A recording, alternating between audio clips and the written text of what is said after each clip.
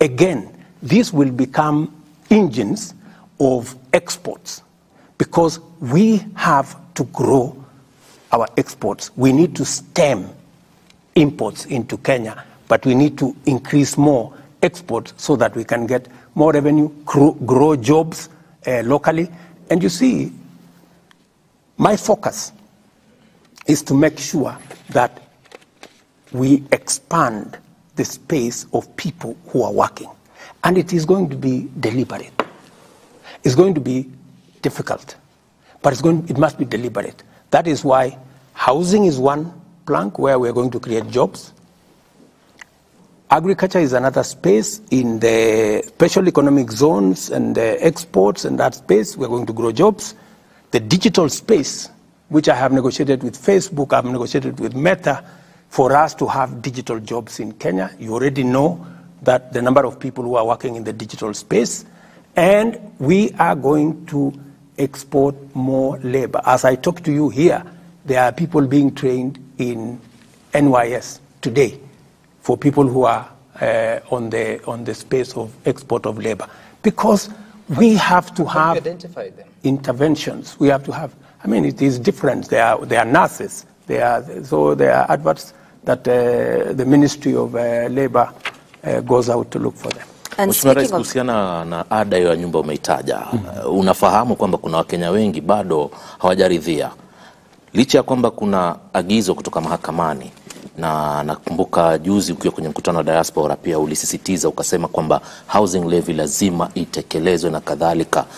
Hebu tuelezee, kuna mabadiliko yoyote baada ya mahakama kutoa agizo lake na wewe kuendelea kusukuma kwamba ni sharti Mkenya atozwe hii ada ya nyumba? Mahakama walisema hivi. Mahakama walisema hii ada ni sawa kama Wakenya wote watalipa. Right? That's what they said. They said it should not be discriminatory. Mr. President, they didn't say that. Kuna mkakati exactly what they said. It is as it is discriminatory. And therefore unconstitutional. No, you're interpreting. The problem of unconstitutional was made by the media. No, they said it's null and void. So if it is unconstitutional, why did the court say we should continue to collect? Because there's application for stay orders. How do we continue? No, how do we continue to do unconstitutionality? No, Mr. President, at least we can agree on what the court said. Yes. And the court said that we've looked at everything and we arrive at the decision that this is discriminatory. Because of that, it doesn't agree with the constitutional Article 10 on governance. And therefore it is null and void. No. Kingine ambacho labda Mheshimiwa Rais nikuongezee, ilisema mahakama. Mahakama pia ilisema kwamba hakuna mkakati maalum kupitia KRA jinsi fedha hizi zitakusanywa. Absolutely. Now that is what they told us to fix. And that is why we now have a law in Parliament. What the court said there are institutions that are not paying. There are groups that are not paying, that are not paying in the current setup. And we have said we are expanding the net of the payers. It will give us actually more money so that we can do more houses, which is a very positive thing that the court has done. And they have said establish a mechanism how this money will be used. We have put a mechanism in law how it's going to be used. Let me tell you, good people, you know, we can argue about this or that or the other. My question is, do we have a problem of housing in Kenya? Yes. Do we have a problem of jobs in Kenya? Yes. Can we sort out? Because, you know, it is one thing to argue, even if you are a judge. And I am sure that is what went through their minds. Because the judges are also Kenyans. They know we have millions of young people out there who are jobless. A story was carried, for example, in one of the media houses here. I think I saw it on KTN. Saying the crime rate in Ruiru has gone down because there are many people working in the housing program in Ruiru. I did not make the story. It was in KTN. And that is the truth.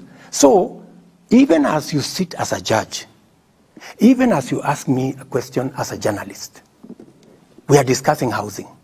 Housing is an opportunity to do three major things. Number one, to create jobs. Is it a good thing for us to create jobs? These are not the children of William Ruto. These are the children of all Kenyans that will work. They will work as architects, they will work as engineers, they will work as carpenters, they will work as masons, they will work in whatever field. Some of them will be working in factories that are creating steel. Some of them will work in factories that are making for us cement to do the houses. Is it a good job? Is it a good thing? Do we have a problem of unemployment in Kenya? Yes. We need to sort it out. It has to be sorted out somehow. Number two, do we have a problem of industrialization? Do we have a problem of manufacturing? Yes. How do we create more manufacturing jobs, if not through programs like housing? How do we reduce the problem of land fragmentation, where land that is supposed to be used for agricultural productivity is now being subdivided for people to live?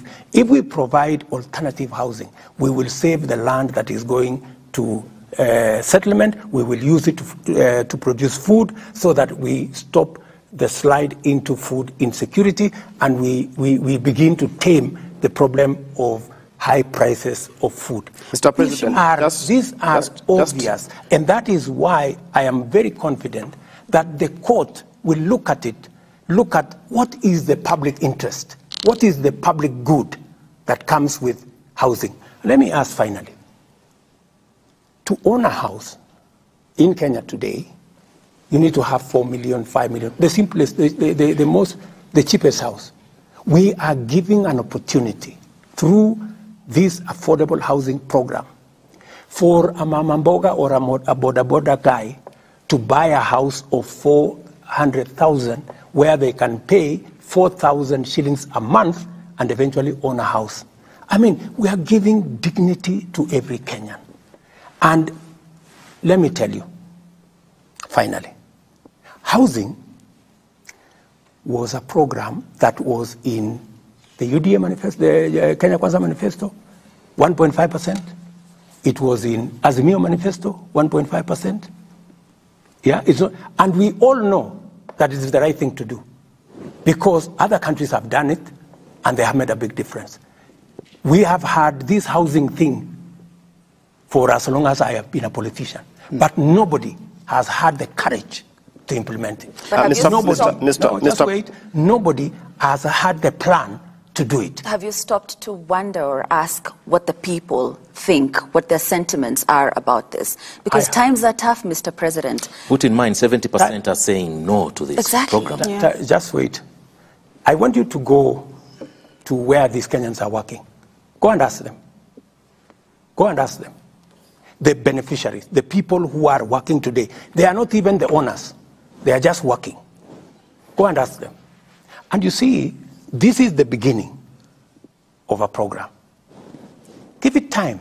Kenyans will come to appreciate that, yes, my son is working, my daughter is working. If they are not working at the construction site, they are an architect, or they work in some company, they are an accountant in some company that is doing cement and construction products. And let me ask you, countries like Singapore, like Malaysia, like Korea, we all have been talking about them. We've been saying, oh, you know, we were at the same level with Korea, but today they are different from us. They made tough decisions. That's why they are where they are. We have to make tough decisions if we have to catch up. I mean, if we want to continue to make convenient, you know, politically correct decisions, we will continue to remain in the same place. And I know, for example, that it is politically expensive.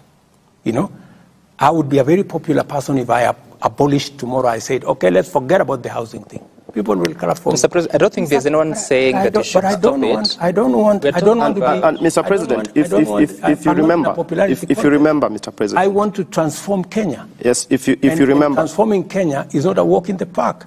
Transforming Kenya is not going to be done using convenient, politically correct, popular decisions. Some of the decisions may be difficult now, but we will all see the benefits as we go. No doubt about that, Mr. President. It is the wrong time. We've had housing as a plan for the last 50 years. Are you telling me for the last 50 years there was no correct time? It is never too late. it is never wrong to do the right thing.